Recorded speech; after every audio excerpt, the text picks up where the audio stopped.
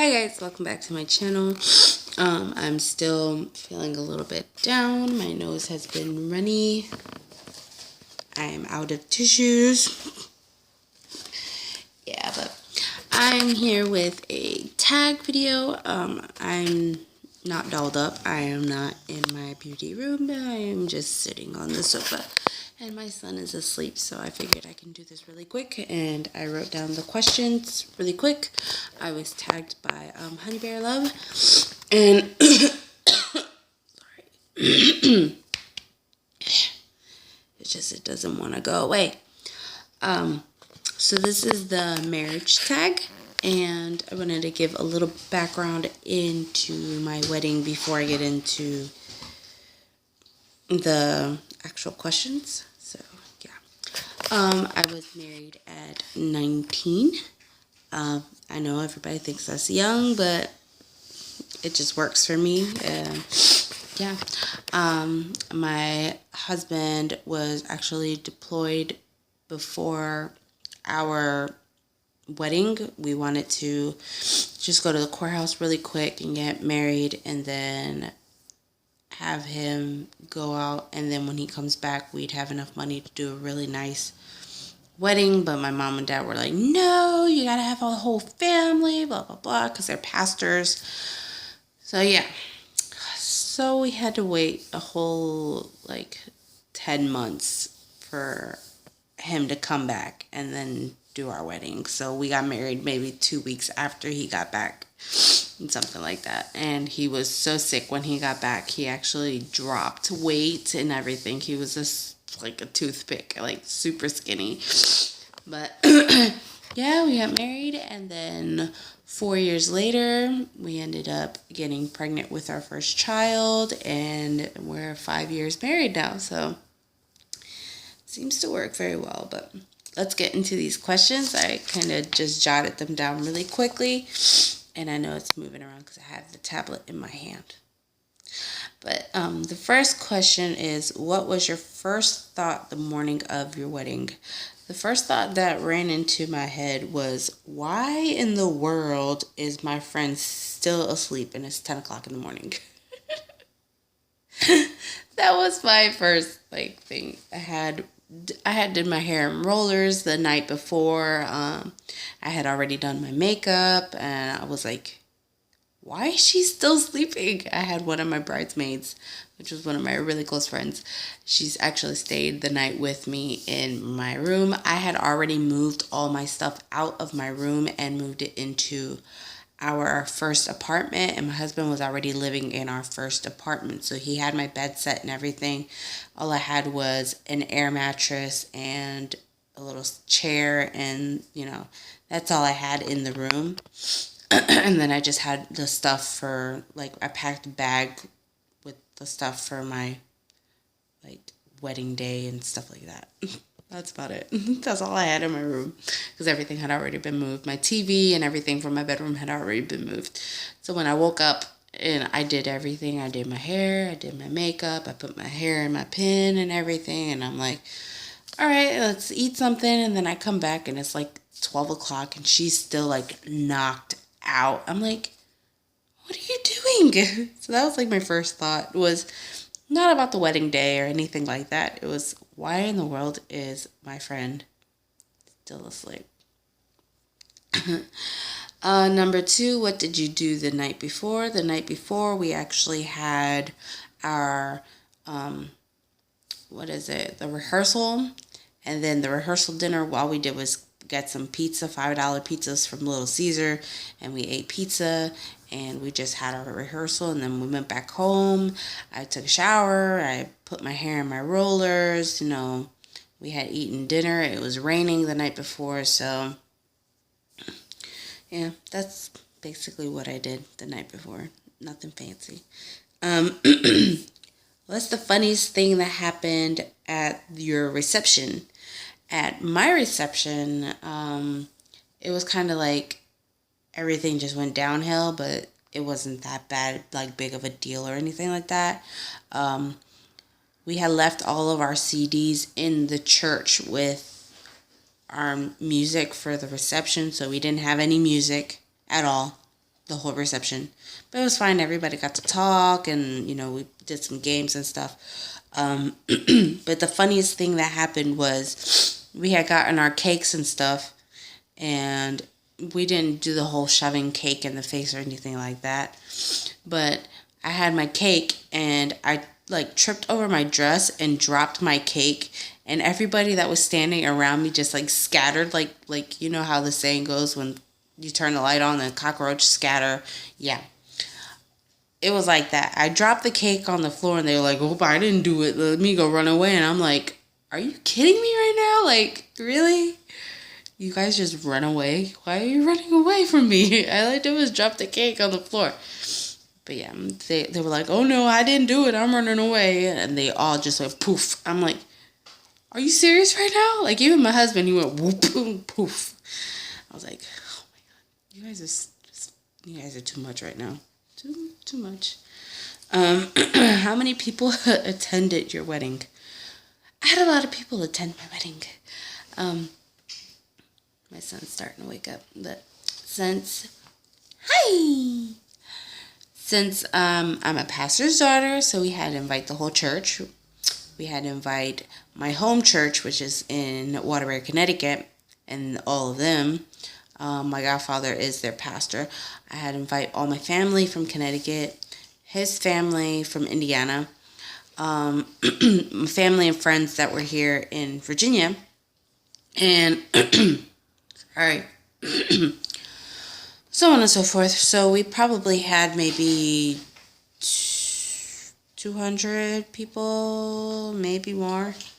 I'd say 200 to 300. It's like the same size of my Sweet 15. Too many people. And that's all because of my parents. Yeah, I wanted something simple. No, you gotta invite the whole church. But yeah, I had a lot of people come to my church. And then some of them, it was half of them came to the church ceremony, and then half of them didn't show up at the reception, and a different other half came to take their place at the reception. I don't know. But yeah, we had a lot of people.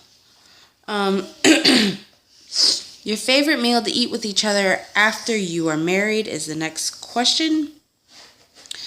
And I think one of the favorite meals that we eat, that I make, would be whenever I do meatloaf with mashed potatoes and green beans. That's a staple in this house. Spaghetti and meatballs is another staple in this house. And a sausage cabbage stew that my husband loves. It's his thing. And then whenever I make empanadillas or empanadas, it's basically like a shell, like a pie shell type thing with meat stuffed in it, and then you just crimp it up with a fork and you fry it. Yeah, he loves those things. I just made them the other day, and I don't know if you can see it. I don't know if you can see it. See those little scratch looking things? They look like scratch marks right there. You can see them? Yeah, I got burned, and I burned my face and up here on my head. It was in my hairline. The worst one was on my arm. It popped up at me. Shut up. Shut up, it's a mailman. My mailman's on the phone. Shut up! My dogs want to eat them. Yeah. So yeah, those are some meals that we eat almost once a week. Just that and tacos, because my husband loves tacos. I could live without tacos. I could live without Subway. Those are some things that my husband just has to have. Chores that you split. We do split our chores. I sweep the floor. I vacuum the rooms. I clean everything. I do the laundry. I do just about everything else. The things that he does is take the trash out, do the dishes, which sometimes I end up having to do because he doesn't do them. And that's about it. What you doing? What you doing? He's all stuffy and everything. He's got his face all full of boogers and everything. And he's actually stepping on his pants, so his pants are falling down. But yeah. I do yard work. I help plumbing. Yes, I do plumbing. Anything that's a problem, like toilet, like he got his ring, he dropped his ring in the sink and he did not know how to take it out he was there for like 2 hours I'm like, what are you doing? He had a hanger and was trying to get it. And I'm like, really? Unscrewed the 2 little loops and dumped it out. I'm like, there's your ring, put it back on. Yes, I know. Daddy taught his daughter well. The only thing is that he has to clean the TV stand because mostly all of it is all his stuff, his PlayStation and all that. And the big TV is all his stuff, so that's his. He deals with it. And then the dogs, those are his dogs. Even though one is supposed to be mine, but they're really both his. He's supposed to help deal with them, but of course he doesn't. I have to deal with them. But yeah, we do split chores, and my son just completely took off his pants. What are you doing? He just took his pants off. They're a little long on him, so it's not like he ripped them off. He steps on it, and then they fall off. And then the last question is 2 things to encourage new married couples. So, as everyone knows, the first year of marriage, even if you've been living together for years, the first year of marriage is always the hardest one. Now, for me and my husband, it's not that bad because we don't fight. We do get into small arguments, but we always say sorry at the end of it. And we always realize that both of us are always in the wrong, no matter what. But 2 things. Number 1, you have to compromise with your spouse. You cannot just have it me, my. You have to compromise. It's hands down the number 1 thing. You have to compromise. Hey. You have to. Because if not, it's just going to be a one-sided argument all the time. It's never going to be, okay, well, this happened, that happened. You always have to talk things through. What?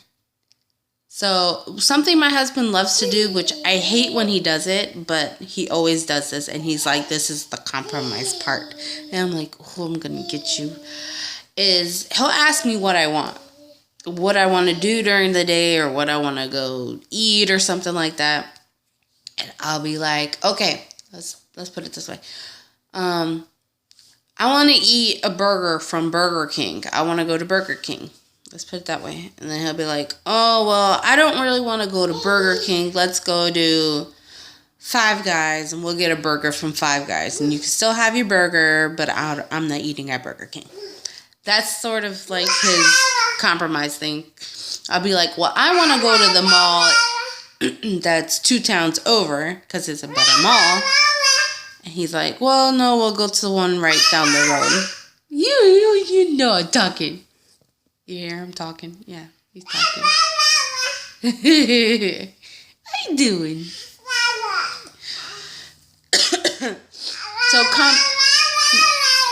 compromise is the number 1 hands down thing that I have to give for you guys. And then the second one that I would have to say is you have to remember the love you have for that person.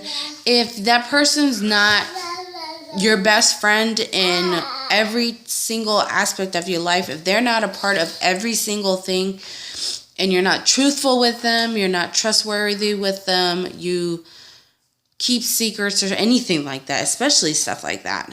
If you can't find, if I can't tell them about my past and my future wants, and they can't sort of go with me as well as the same path that I'm looking for my future and their future, and you don't have that sort of love for each other and that type of aspect of growing together, then you might want to reconsider your marriage. You might want to reconsider your status, I guess you would want to say. You guys need to love each other unconditionally. You need to understand both of the paths that he or she wants, or, you know, you need to understand each other that type of way. If you get what I mean? Do you get what I mean? Like, if you want a kid now and they want a kid 5 years from now, you need to do the compromise part and find what's best for both of you. If they're like, hands down, no, there's no way I'm having any children. There's no way I'm moving close to your parents or something like that. You have to find a compromise, number one. And then two, you need to actually talk to each other on a way that you can both have what you want, yet still be on the same page. I don't know if you guys understand what I mean by that. Maybe. Me and my husband, it's weird because everybody's like, oh, you guys never argue, you guys never fight, you guys don't do this, you guys don't do that. I'm like, yes, we do. We still fight, we argue, we still have our differences because we are not equals. We're not the same person. We're not the same exact person. We are different. So we are going to have fights and we are going to have arguments, but in the end, we still love each other and we still understand what each other wants. So that's something that you need to know and need to understand and carry that throughout your marriage, throughout life with anybody. You need to understand that you're not going to be 100% equals. You're not going to have the same interests. You're not going to have the same likes or wants or anything like that. You know, one day they could be like, why are you doing that? I've never seen you do that before. You know, you just have to be open and honest with whoever you're going to be with. That's just kind of what I see. But number one, hands down, you have to compromise. That is a big one, a compromise. It's never just all you. You have to make sure that you are also understanding of the other person. Maybe. This has been a long video. Everybody else's has been like maybe 5 minutes, but this is a long video. I'm going to let you guys go because I still have some stuff to do. I have to switch over some laundry and change my son's butt and put his pants back on because he took them off. He's playing. Let me see. Show you him playing in there if you can see him. But maybe. There he is. Yeah. So I hope you guys enjoy the rest of your day. Please try not to get sick because it's been going around. This is like the second time I've got sick in less than a month. But yeah, see you guys soon. Bye.